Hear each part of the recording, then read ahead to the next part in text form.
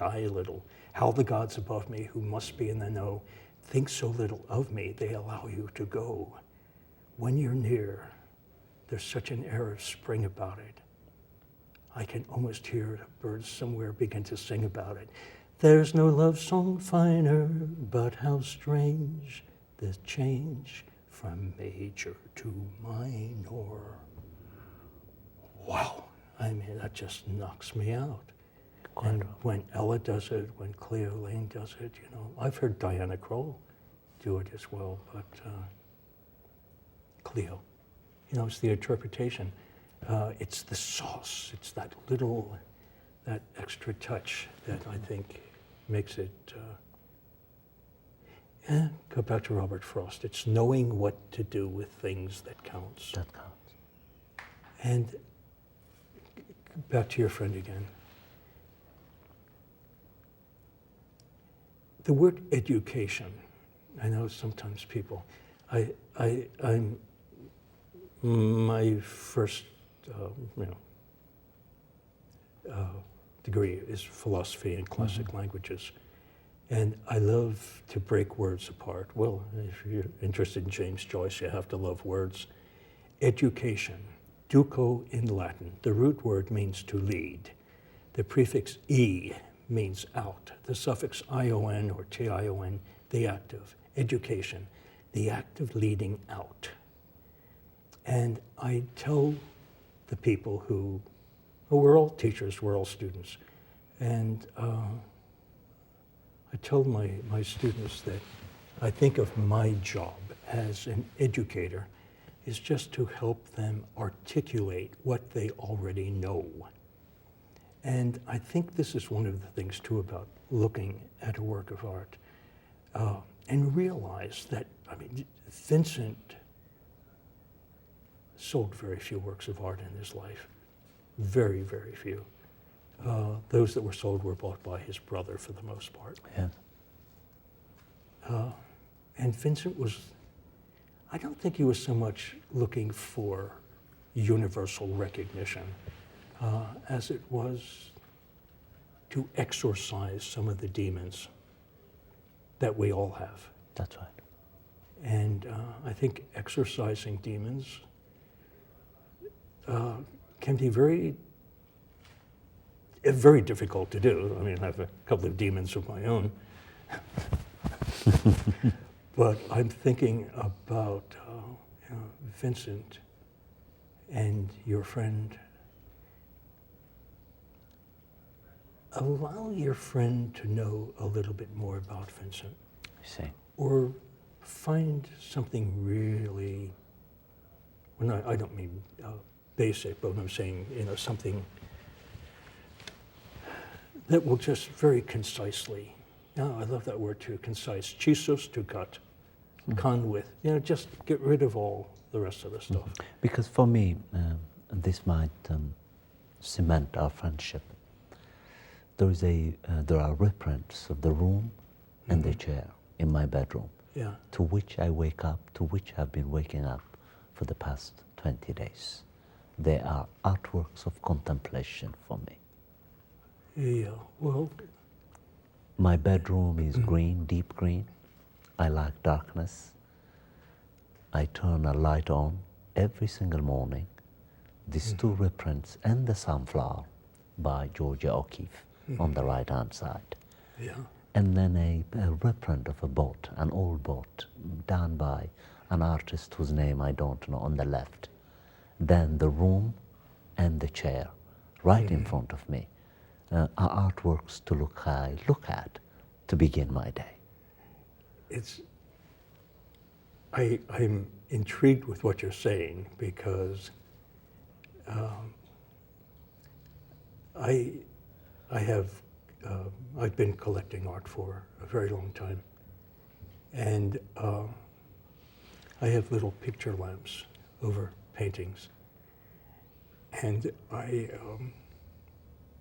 when I'm closing up house at night, as I'm turning off, before I turn off the picture lamp, I'll study the picture, or maybe look at it from a different point of view and enjoy that, and then that goes off. And then I'll go to the next picture. And I have a friend who has one of those things that you press a button and all the lights go on, and you press another button and all the lights go off. And that's not my way of dealing with things. Because, you know, oh, this is good. I'm thinking, as you know, this year is my 25th year at Berkeley.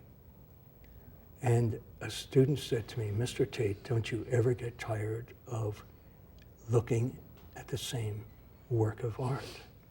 Because I'm 25 years at Berkeley, 35 at the museum. And I said to the young lad, I said, Sean, the work of art doesn't change. You change. But I do. And when I think about the way that my own interest, the first work of art that knocked me silly, there were two of them actually, and I saw them around the same summer. I think I was probably, I wasn't even 10 years old. But one was a work by Salvador Dali in Glasgow, which is called The Christ of St. John of the Cross. And, you know, being a little Catholic kid, you know, it was, I mean, I had seen a lot of crucifixions in my life, but this was amazing. And it just made me know that there was magic there. And the other work I saw in the Corcoran in Washington, D.C. by Frederick Church, which was called Niagara Falls. And I think about this now because so much has happened in my life, in my profession, in the 40 years or so that I've been doing what I'm doing. And last week, I was at Dali's home in Figueres. Amazing. I thought, you were right. You know, you were right. And then we're in the process of opening the new the Art of the Americas wing at the Museum of Fine Arts on November 20th. And so I'm thinking, Frederick Church, yeah, you know, so the work of art doesn't change, but I do. And now I find myself going back 40, 50, 60 years in that case, and getting enthused all over again about Frederick Church and Salvador Dali. And there couldn't be two, of course I'm a Gemini, so I can get away with these things, two extremes. But the idea of being open,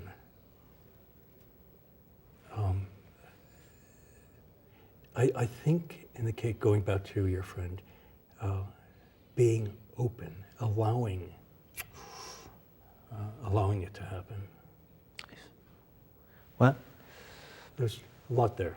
Viewers, as I said when I introduced the piece, having a luminary and a humble man who has invested 35 years of his life to look at artworks, think with them, think through them, share them with the world is a great honor. So African Ascent, if he so concurs, because he's extremely busy, would be more than honored again and again to invite him to be one of our regular contributors to discussions of artwork in the future. Today, or this afternoon, for example, he has promised me, given that conditions allow, for him to come back in January when I do a future series and invest an entire program on having one or two images of artworks right in front of us and talk about them. Talk about the lines, the colors, the themes, and the purposeless purposes, as Immanuel Kant had put it, that saturate a given work of art. But because I also know my viewers very intimately,